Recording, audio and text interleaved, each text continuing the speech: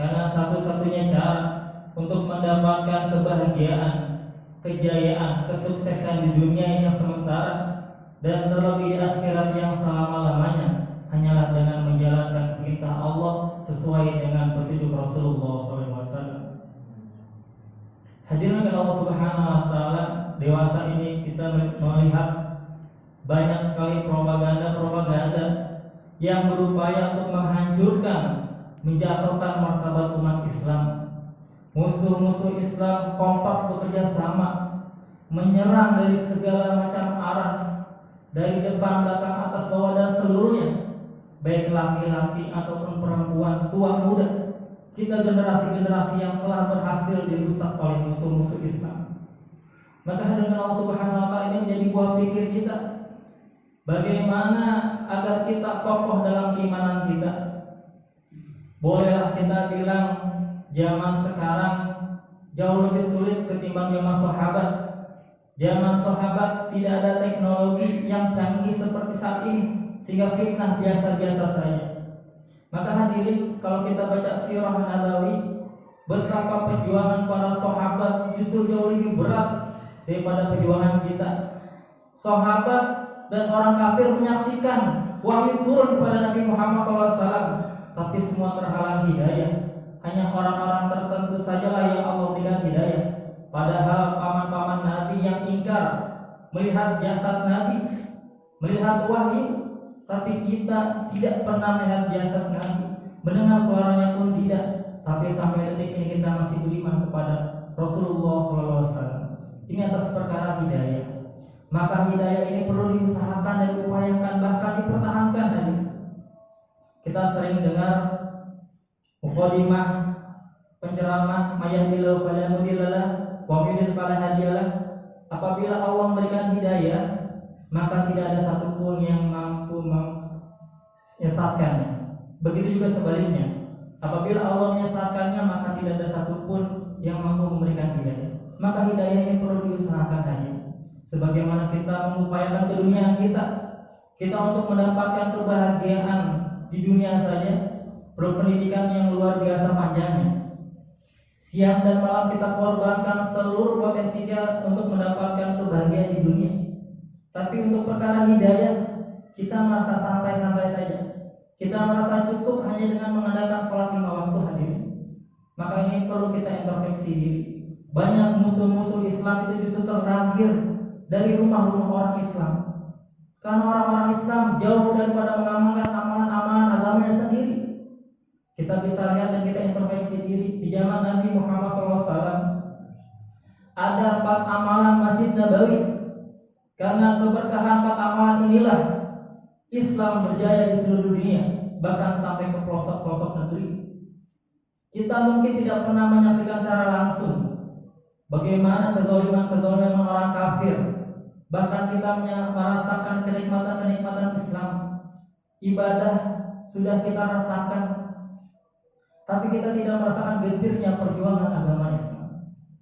Maka hadirin Allah Subhanahu wa taala, hidayah perlu diusahakan. Dan Nabi Muhammad SAW menjalankan agama ini penuh dengan perjuangan. Tetesan darah, air mata mengucur setiap malam, memohon kepada Allah Subhanahu wa taala agar diberikan hidayah. Maka asbab 4 amalan Masjid Nabawi, agama Islam tersebar ke seluruh dunia. Apa aja amalan Masjid Nabawi? Yang pertama ini dakwah ilallah. Di Masjid Nabawi dihidupkan dakwah ilallah, mengajak manusia taat kepada Allah Subhanahu wa taala. Bahkan Nabi Muhammad SAW mempunyai misi yang luar biasa, yang mana misinya ini sampai akhir zaman. Perjuangan Rasulullah SAW tidak akan pernah berhenti. Apa saja misi Rasulullah SAW? Yang pertama, Rasulullah ingin seluruh manusia yang lahir di dunia mengucapkan la ilaha illallah. Bahkan Nabi Muhammad SAW siang dan malam mendakwahkan orang-orang kafir untuk beribadah dan taat kepada Allah Subhanahu wa taala. Lalu yang kedua, misi Rasulullah SAW ingin agar seluruh umat manusia meninggal mengucapkan la ilaha illallah. Man kalami akhiri la ilaha dakhala jannah. Karena Nabi Muhammad SAW sampaikan, barang siapa di akhir hayatnya mampu mengucapkan la ilaha illallah, maka dia akan masuk surga. Lalu yang ketiga, misi Rasulullah SAW ini Keluarkan rombongan-rombongan dakwah, generasi-generasi robani, generasi-generasi mujahid keluar dari masjid-masjidnya Allah Subhanahu wa taala. Maka hadirin Allah Subhanahu wa taala, kita penting sekali bagaimana fungsi masjid kembali dihidupkan. Yang pertama dakwah ilallah. Lalu yang kedua ta'lim wa ta'allum, belajar dan juga mengajarkan. Dan alhamdulillah banyak di masjid-masjid sudah banyak adakan ta'lim, baik untuk anak-anak maupun orang dewasa.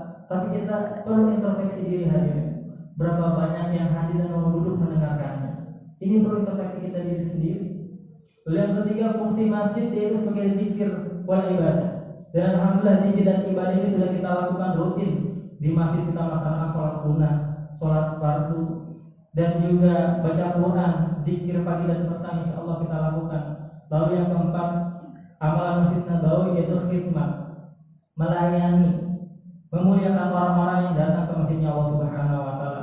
Dan alhamdulillah apabila amalan masjid ini kita bawa dan kita adopsi ke rumah-rumah orang Islam, maka rumah-rumah orang Islam akan melahirkan generasi-generasi robani.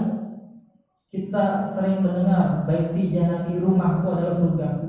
Tapi banyak yang terjadi baiti nari rumahku adalah nerakaku. Maka hadirin Allah Subhanahu wa taala, kenapa banyak rumah-rumah orang Islam malah melahirkan musuh-musuh Islam? Karena amalan-amalan orang Islam tidak dibawa ke dalam rumah-rumah orang Islam, melainkan amalan-amalan orang kafir dibawa dan diadopsi ke dalam rumah-rumah orang Islam. Kita bisa tengok di rumah kita lebih banyak mana mendengarkan tilawah Al-Quran ketimbang menonton televisi atau menggunakan ponsel. Maka hadirin Allah Subhanahu wa taala, apabila amalan masjid ini kita bawa ke rumah, maka Allah Subhanahu wa taala akan memberikan ganjaran yang luar biasa. Di rumah diadakan dakwah ilallah, suami istri dan anak saling mengajak untuk ketaatan, mengingatkan satu sama lain.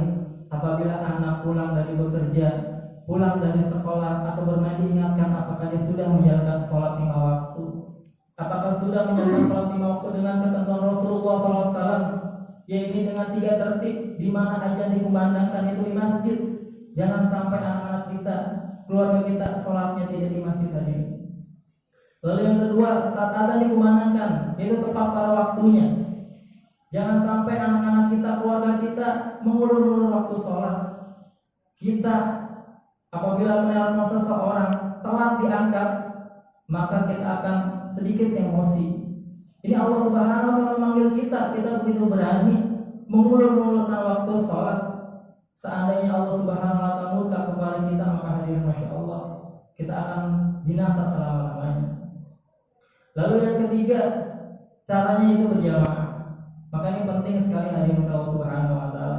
Kalau kita datang masjid-masjid banyak di mana-mana, Pak. Tapi kalau kita datang, kaum laki-lakinya yang mengamalkan masjid sangat sedikit sekali. Maka musuh-musuh Islam memanfaatkan kondisi ini untuk menjatuhkan martabat, menjatuhkan akidah kita. Karena tahu orang-orang Islam ini sudah mulai meninggalkan masjid, maka diserang di rumah-rumah orang Islam. Maka di Allah Subhanahu wa taala penting sekali kita menghidupkan amalan masjid, dakwah ilallah dibawa ke dalam rumah. Lalu yang kedua, taklim wa ta'allum. Amalan masjid ada taklim, dan begitu juga di rumah kita hidupkan taklim kepada sanak saudara kita hadirin. Saya mengajar di sebuah SMP negeri kelas 9. Waktu sebelum pandemi saya pernah menanya satu-satu tentang babul taharah, menyucikan diri. Banyak di antara mereka yang tidak mengerti bagaimana caranya mandi wajib hadirin. Ini menjadi buah pikir kita. Bahkan banyak seorang ayah tidak mengajarkan bacaan Al-Fatihah atau baca Quran kepada anak-anaknya. Banyak di antara anak-anak Islam justru bisa baca Al-Quran bukan dari keluarganya, tapi dari guru ngajinya. Ini sungguh ironi hadirin Allah, karena taklim wa ta'allum tidak dihidupkan di rumah-rumah orang Islam. Bagaimana ahli keluarga kita tahu fikih-fikih dasar, bagaimana cara berwudu dengan sempurna, bagaimana cara menyucikan diri dengan sempurna. Apabila kita tidak memiliki kemampuan, maka kita membeli satu buah kitab yang ada terjemahannya, kita hidupkan taklim setiap hari. Minimal 30 menit kita bacakan kepada sanak saudara kita, agar keluarga kita terhindar daripada fitnah-fitnah dunia dan akidahnya dijaga oleh Allah Subhanahu wa taala. Lalu yang ketiga, zikir wal ibadah. Di masjid kita enak sholat, baca Quran. Begitu juga apabila kita adopsi di rumah. Ini perlu latihan bagaimana keluarga kita mau menghidupkan zikir dan ibadah di dalam rumah kita.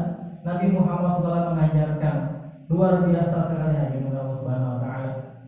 Apabila seorang istri atau suami yang terbiasa bangun sholat tahajud, suatu ketika ketinggalan, maka diperintahkan untuk dipercikan air. Ini dengan syarat sudah terbiasa sholat tahajud. Maka sungguh romantis sekali apabila amalan-amalan agama Islam dibawa ke dalam rumah-rumah orang Islam. Para penduduk langit melihat ke bumi, bercahaya rumah-rumah orang Islam apabila mereka menghidupkan amalan-amalan Islam.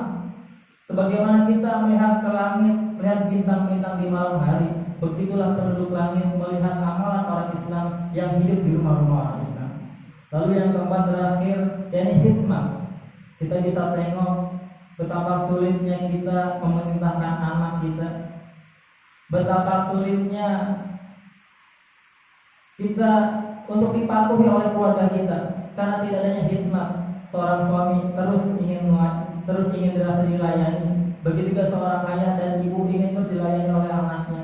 Tapi Nabi Muhammad SAW mencontohkan bagaimana kehidupan di dalam rumah tangga, bagaimana orang dewasa kepada anak kecil, yang tua memuliakan yang muda menghargai sesama. Maka hadirin Allah Subhanahu wa taala, apabila kita menghidupkan rumah-rumah orang Islam, maka kita terhindar daripada fitnah-fitnah dunia, dan lebih khusus keluarga kita menjadi keluarga yang sakinah, mawaddah, warahmah.